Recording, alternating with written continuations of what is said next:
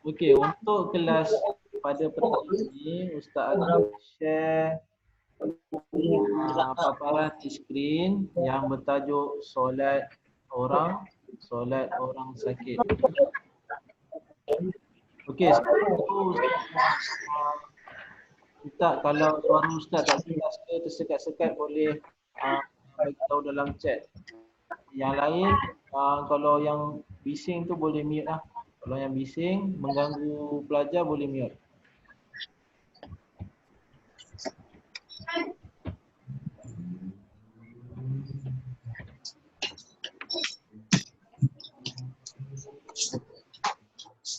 Okey, baik.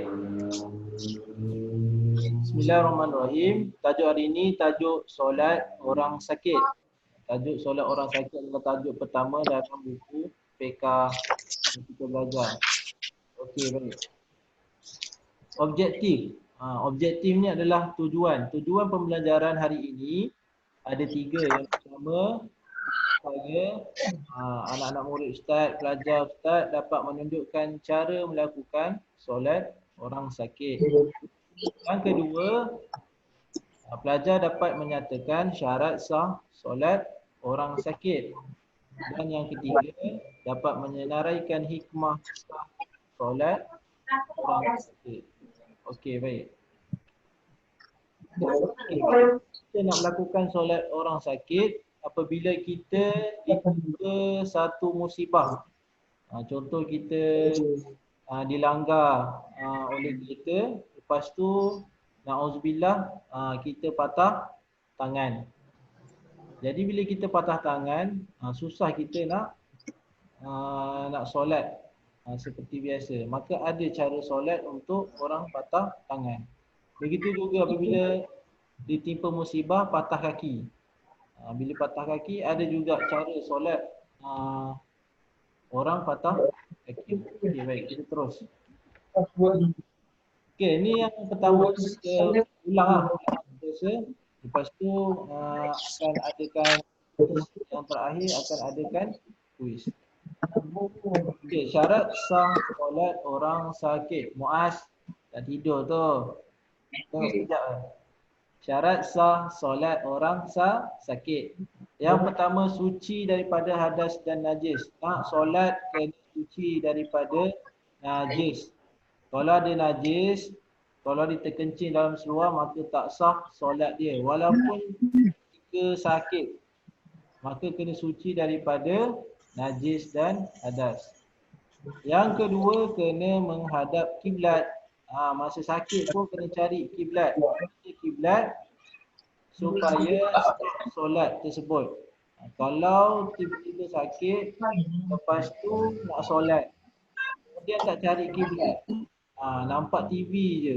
Buka TV nampak Masjidil Haram. Ikut kat TV. Maka tak sah solat dia. Yang penting kena tahu mana kiblat. Yang ketiga, menutup aurat. Kena tutup aurat. Walaupun sakit, patah kaki, tak boleh pakai spender waktu solat. Kena tutup aurat. Jangan amalkan. Walaupun sakit, ada keringanan, tapi keringanan pada tempat-tempat yang tertentu. Yang keempat, tahu waktu solat. Bukan main sembrono je. Kalau nak solat subuh, waktu kita sakit kena tahu bila masuk waktu solat subuh. Sama juga waktu solat asar atau solat isyak kena tahu juga. Okey, baik. Yang terakhir adalah ada keuzuran. Ini yang penting. Nak solat cara orang sakit kena ada keuzuran. Apa itu keuzuran?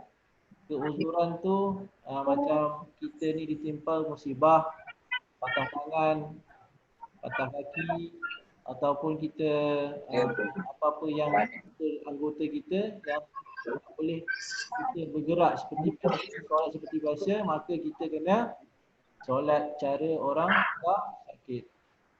Okey, seterusnya. Cara solat orang sakit ada berapa? Ada 3. Yang pertama, solat secara duduk. Duduk macam biasalah. Yang kedua, solat secara mengiring. Mengiring macam mana? Kita baring mengiring.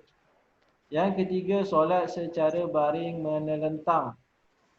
Ini 3 saja cara solat orang sakit. Okey.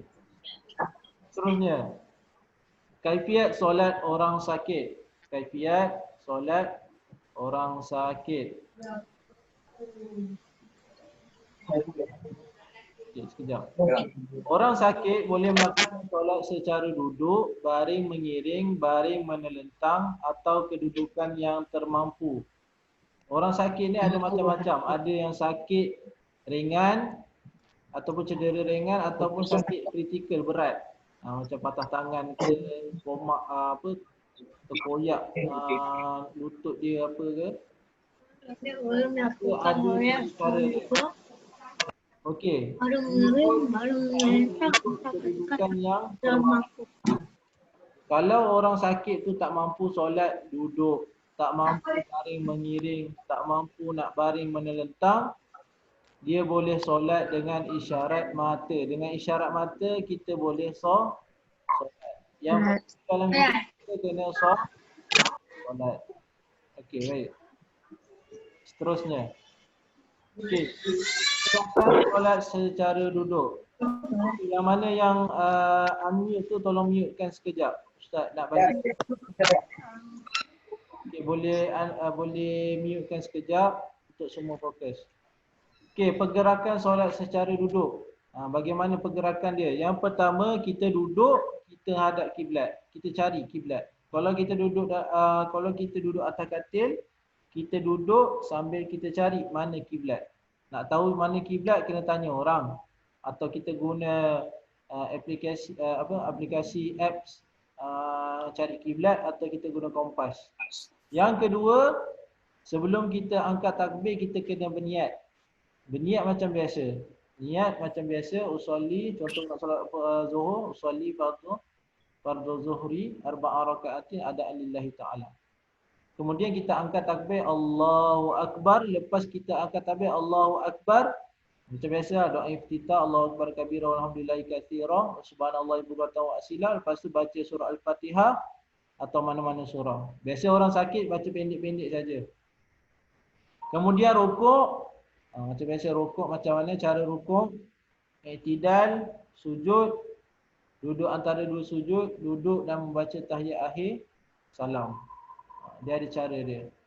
Rukuk, bila kita duduk atas kerusi, rukuk, dia rukuk seperti yang mana kita boleh rukuk. Yang penting, sujud kena lebih tunduk dia daripada rukuk. Muaz tu, ngantuk je Muaz. Boleh tak Muaz? Sekejap je. Boleh Buat macam ni Muaz. Alright. Okay. Yang seterusnya, pergerakan solat secara baring mengiring. Ini kita ulang balik. Kita baring dalam keadaan mengiring. Lepas tu kita cari kiblat. Kita cari kiblat. Kalau kiblat sebelah kanan kita, kita baring mengiring sebelah kanan. Kalau kiblat kita baring mengiring sebelah kiri, kita terpaling sebelah kiri. Kemudian kita kena niat sholli fardhu asri arba'a raka'atin ada'an lillahi ta'ala, angkat takbir Allahu Akbar. Lepas tu baca surah Al-Fatihah, kemudian baca mana-mana surah. Biasa orang sakit baca pendek. Kalau berada tu kental, dibacalah mana-mana surah yang panjang. Kemudian rukuk. Okey, rukuk macam mana? Dengan menundukkan sedikit kepala. Kepala je bergerak. Kalau baring mengiring, kepala bergerak. Kepala bergerak, tanda syarat untuk rukuk. Kemudian i'tidal, angkat balik kepala, dah tunduk, angkat balik kepala, tanda i'tidal. Sami Allahu liman hamidah, Rabbana lakal hamd. Kemudian sujud. Sujud tu kena lebih lagi. Kalau rukuk tu tunduk sikit-sikit, sujud kena tunduk lagi banyak. Nak tanda itu tanda, nak tunjukkan itu tanda sujud. Kemudian duduk antara dua sujud, bangunkan balik kepala, baca tahiyat akhir, kemudian salam. Ini pergerakan solat secara baring mengiring. Okey, baik. Okey, pergerakan solat secara baring menelentang. Okey, macam biasalah baring menelentang, badan kita, kepala kita menghadap ke atas. Kemudian kita cari kiblat. Kita cari kiblat. Yang penting kaki kita, kepala kita semua menghadap kiblat. Kita minta tolong orang. Mana kiblat tolong pusingkan. Kalau katil tolong pusingkan katil. Kemudian kita baca, lepas tu niat takbiratul ihram, takbiratul ihram, Allahu Akbar, baca Al-Fatihah mana-mana surah. Kemudian rukuk. Kalau baring mengiring, kita buat style rukuk baring mengiring lah kepala. Kalau baring menelentang, kita menghadap kan, badan kita, kepala kita menghadap atas, kita kepala kita jadi. Allahu Akbar. Kemudian i'tidal, angkat balik kepala, sujud, tunduk balik. Kemudian duduk antara duduk sujud, menegakkan semula kepala dengan ada lafaz niat duduk antara duduk sujud. Rabbi filli warhamni wajibuni warfa'ni wajibni wahdini wa'afini wa'fu'ani. Yang terakhir baca tahiyat akhir dan salam. Assalamualaikum warahmatullahi wabarakatuh. Assalamualaikum warahmatullahi wabarakatuh. Okey, hikmah solat orang sakit. Senang je sebab semua dah belajar. Kalau yang prima dah belajar, yang LP pun dah belajar. Hikmah solat orang sakit sentiasa mengingati Allah, bersyukur dengan nikmat Allah, sabar dan tabah menghadapi kesakitan, dikasihi dan diridai oleh Allah, yakin terhadap pertolongan Allah, memperoleh ketenangan jiwa. Hikmah ni bila nak dapat? Bila kamu rasa kesakitan.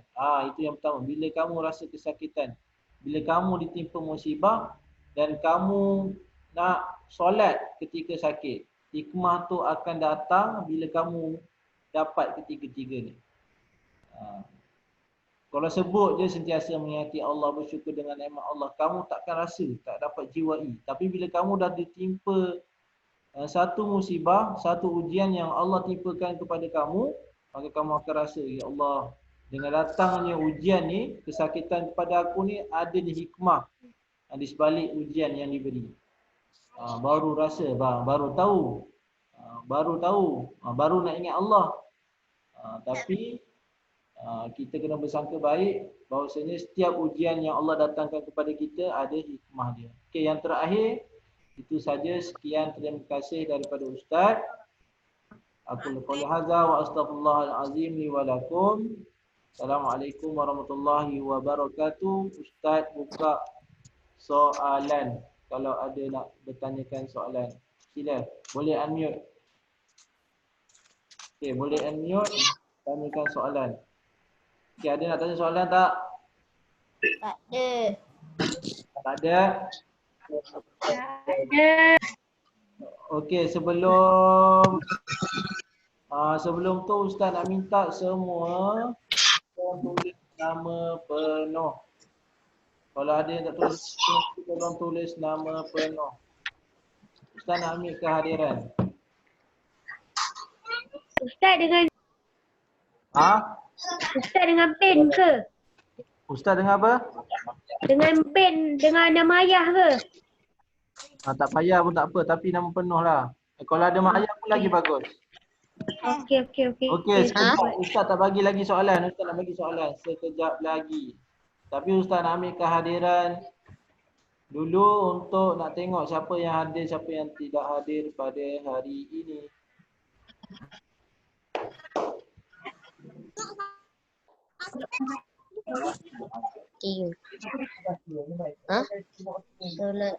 Solat. Okey, baik. Terima kasih kepada semua yang berikan kerjasama tu, dah tukar nama. Okey, baik.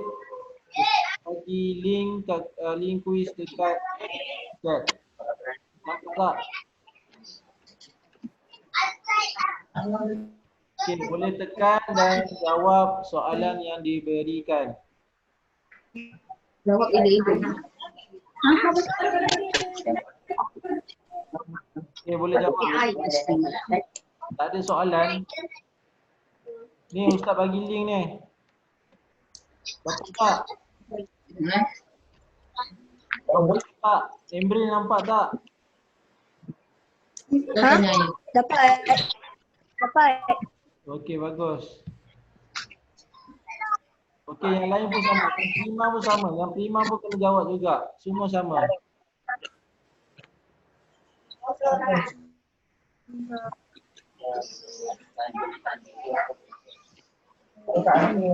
berapa orang datang ni? 1, 2, 3, 4, 5, 6, 8,